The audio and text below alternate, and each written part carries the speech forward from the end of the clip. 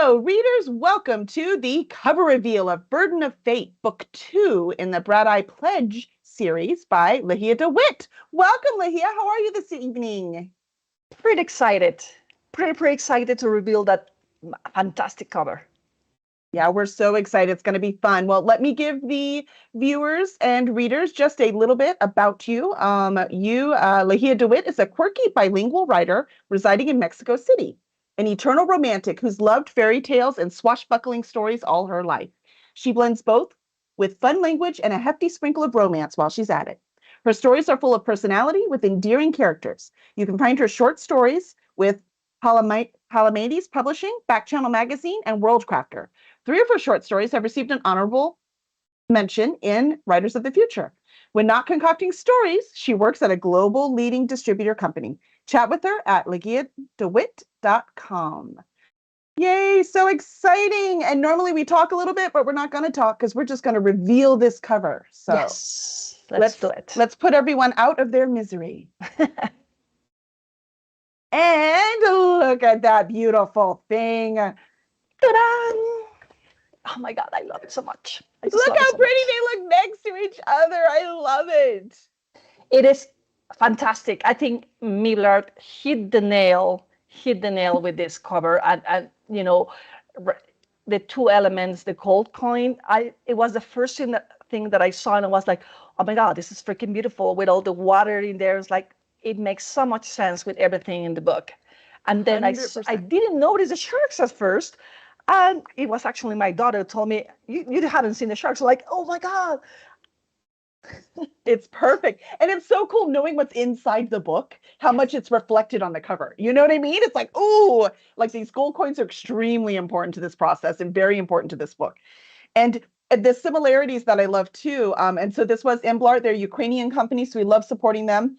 But as much as I love, supporting people that need our help, I wouldn't do it if they weren't this talented. Look at that. They're so good. And I love the border around the outside of Touch of Fate. It's the same border around Burden of Fate. So you can tell that they're the same. And I don't know if you've noticed, I didn't notice till I look closer because Touch of Fate is darker, right? Yes. So on the lighter cover, you can see there's like a little compass around the image. So it's around the image on the left side of Touch of Fate. And then there's a little compass around the gold coin too. So that actually mirrors in both covers too. So it's really clever. I didn't notice that part. I have to review that. Yeah, it's just really cute. So I loved that. So hopefully y'all think it's awesome too. Let's see. Northern Light says, ooh, that's what I said too. So I hope that's how you wanted it pronounced, because that's totally how I did. And Jesse's like, yay, it's beautiful. And Wolf Lady did the little heart smiley face things. They're so cute. Thank you. Those things we can't do with our eyes. Yeah, it's because it's beautiful. It is. But a lot of times, like the marketing on the book, right? The cover's about marketing. It's not really about what the story is. But to see it so well reflected makes me happy. So to give y'all a little bit about the story, let me read the back cover copy for you. The line between triumph and tragedy is as fragile as a twist of fate. Ryan's quest to unearth the elusive spark of creation within Titus that holds the Fae's salvation isn't going exactly as planned. After all, Ryan wasn't supposed to fall for the pirate. Her Fae mentors warned her she could lose her humanity if she gets too close to the Bright Eye, eternal foes of the Fae. But how do they expect her to complete her mission without getting too involved? It would be so much easier if Titus didn't make her feel safe and excited. Titus seeks solace in Ryan's arms, the one person who can soothe his darkness within.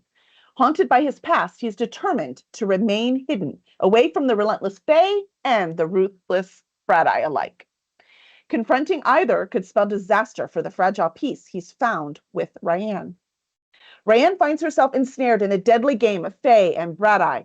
The conflict threatens to crush her spirit and twist her fate with a darkness that is beyond anything she's encountered before.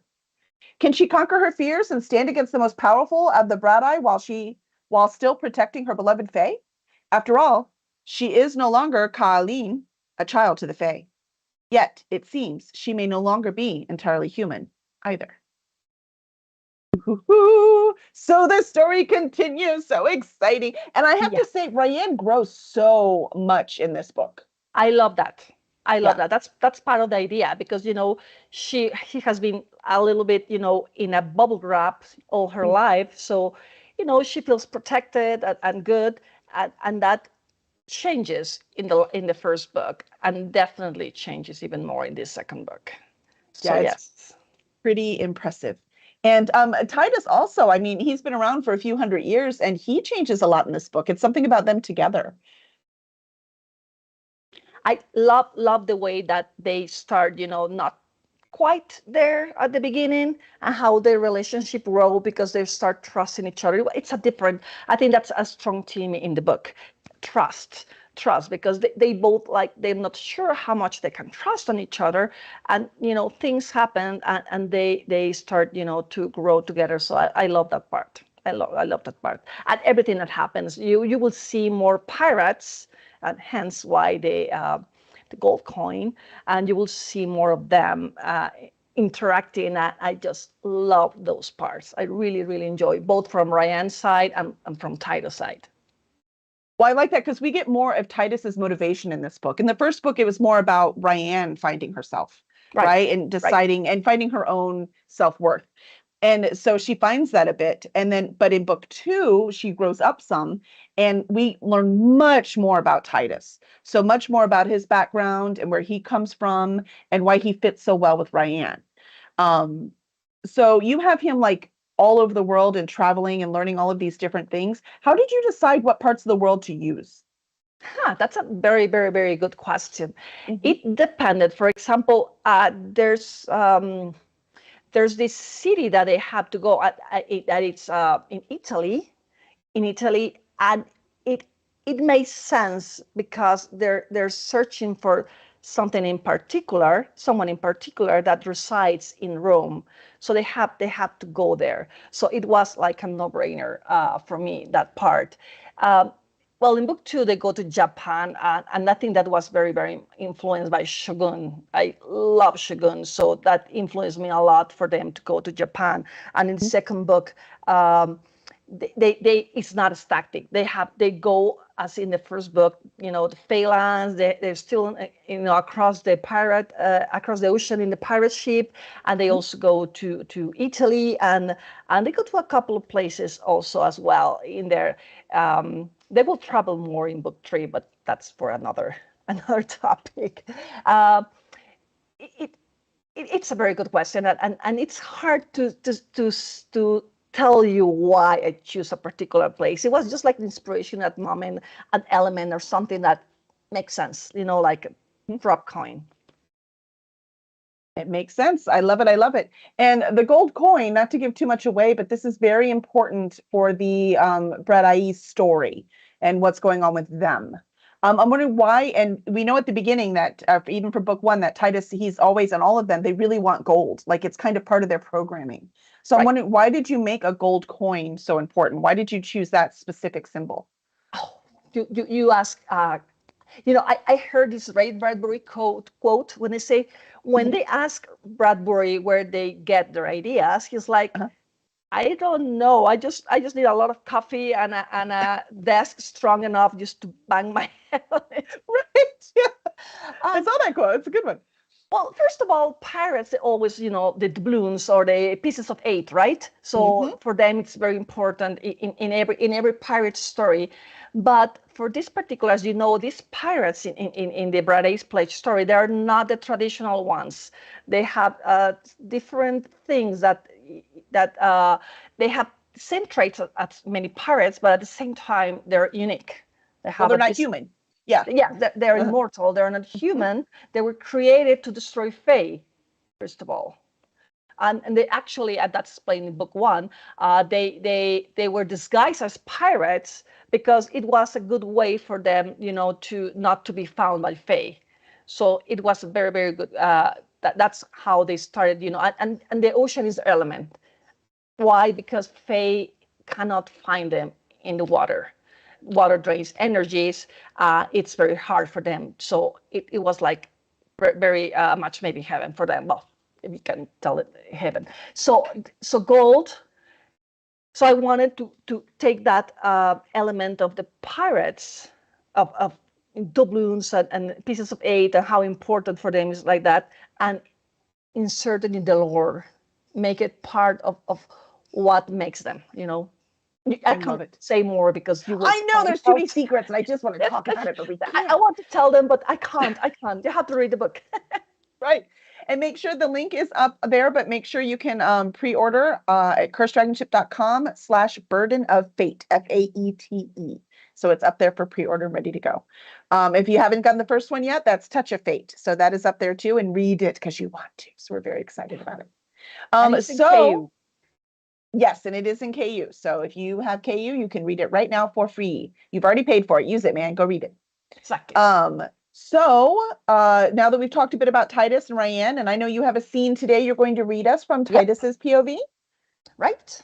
Excellent. So, all right. So here it goes. This is, as Kelly says, this is from Titus POV. And here it goes. A magnificent opus display for me to enjoy. A hissing gale galloping over towering waves, lightning radiated across the ragged ocean, while the scaled dragoon dared them all. By the Morrigan, can anything be more beautiful than a storming full? A daring wave swept the deck, but no one was there to be swept out to sea. No one but Homcar, security strapped to the helm, and I, Titus Aaron Doyle. Aaron, a name no one knew but myself and my creator. The tempestuous ocean taught me, my bare feet planted firmly over the planks. I stood near the bowsprit to feel the full rage of the storm, my waist tied by a rope. To the untrained human ear, sails will be silent, beyond their flapping in the wind. But I could hear their tune as humming, connecting my ship with the ocean. Never had a storm beaten me or sent a ship of ours to Davy Jones' locker. The sea nymphs knew their trade, and the ship was well protected with her hand-woven sails. I grinned, satisfied and feeling light for the first time in a long time. No dark sensation, no voice inside my mind. Instead, my chest filled with something different, as powerful as what made me yearn for the peace I usually found inside the water. It was a matter now to prove my theory and see if Ryan could really inhibit the beast inside me. Will she be able to dim the gold lure too? Annor's balls, I hope so. If I fail again, she will never forgive me. And I couldn't lose her, not now that I felt at peace. The beast was quiet, but whether because of Ryan or due to the recent submersion in the ocean, I couldn't tell. Time would. Prashta, that alien cold energy dormant until Ryan stepped into my life, exploded in my chest and traveled down my legs to my feet, connected me with the dragonwood. I always known I could connect with it, though now it was evident why. There is no call, my beast roared. A voice inside me I could not dim by myself. The bloody beast had denied the alien energy since I gained consciousness, though I couldn't deny its presence, not anymore. Rough waves lashed hard on the hull like a bully punching a child, and I pushed away any concerns about the beast for the moment. I could hear the laughter of the waves and the response of the dragonwood like a low roar inside the birds. I shook a fist at the stormy sky, guffawed like a maniac. Something about storms struck me, lighting a fire within like adrenaline to the danger-seeking humans. I opened my arms while the gale hit me and messed my hair. Rain mixed with seawater covered me. My nature was this. You are a Bradai. I was. A pirate who belonged in the sea, and I was bloody proud. The air shimmered at the tip of the bowsprit. The ghostly figure of the Fae woman took form, the same one who had been haunting me. Her long dress was unaffected by the wind, yet her fire-red curls rattled around her. Smiling, she offered me her hand. Come to me, she said in a loud voice that pierced the hissing gale, even though her lips remained closed.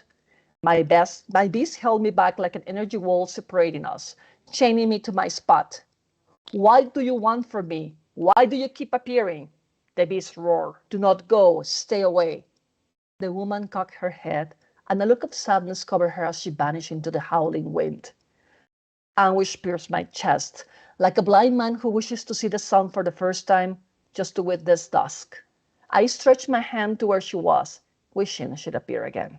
No, you do not belong with them. You are a Bradai. Venom ran through my veins like an avalanche gripping my guts. I stumbled against the rails. Another wave swept over deck and I lost my balance. I fell into the water. The ocean embraced me as a mother will a son. Morrigan's crow, what in honor's hell? But I let myself plunge, let the freezing waters numb me, for the beast to shrink into a corner, cowed by the water as it usually was. The beast, my connection to honor and how he controlled me, disliked the ocean, disliked anything that sang of joy. I kicked back to the surface. Humcar leaned over the rail and pulled the rope tied to my waist. I took over and climbed effortlessly back aboard. Everything all right? His tone was concerned, and there was a small wrinkle in his otherwise smooth forehead. I knew why. This was the first time I'd fallen like that. Perfect. You think you can control the ship by yourself? The sails are doing their job, sir. Really not much to do but ride out the storm. Call me if necessary. His dark brow smoothed. Do we really need that pest here, sir? I'm fine with the girl, but not her pet. The pixie's brave. I'll give him that. Humcar grunt.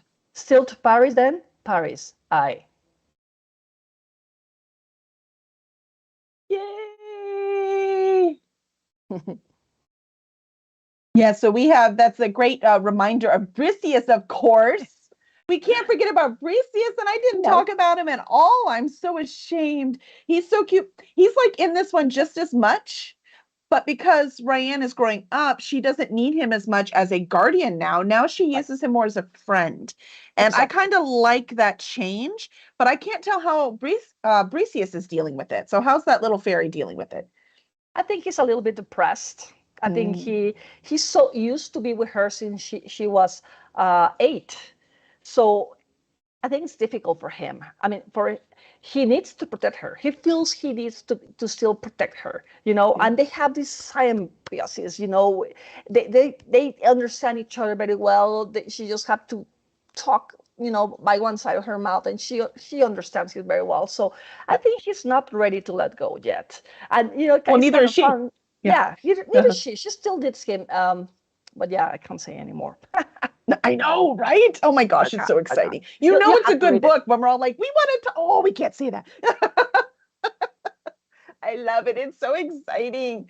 Yeah, Wolf Lady says Briseus is the bestest. Yes, he is. I adore him. He's probably my favorite character. But I have to say that with watching the relationship change and like grow, or change is the right word, but grow definitely is, between Titus and Ryan. I love that because the end of book 1, you knew that there was a possibility. At the end of this one, you can see they love each other so deeply, and I just adore that. So it's really fun to watch a romance, but it's actually going over a few books, right? It's not like the romance and then it's over and let's move on to something else, right? This is part of the story. Exactly. Yeah, and so why was it important to make the romance so prevalent for you? What was it about that attracted you? I always love romance stories, but I love them when it's mixed with something different. One of my favorite books when I was young is from Emilio Salgari. It's called Sandokan, and I think it was my first pirate crush. I'm talking about this writer. He's from the late 1800s, early 1900s, so quite old. But the stories about the pirates. He's from Montpresen, in Asia, and he falls in love with the daughter of his worst enemy.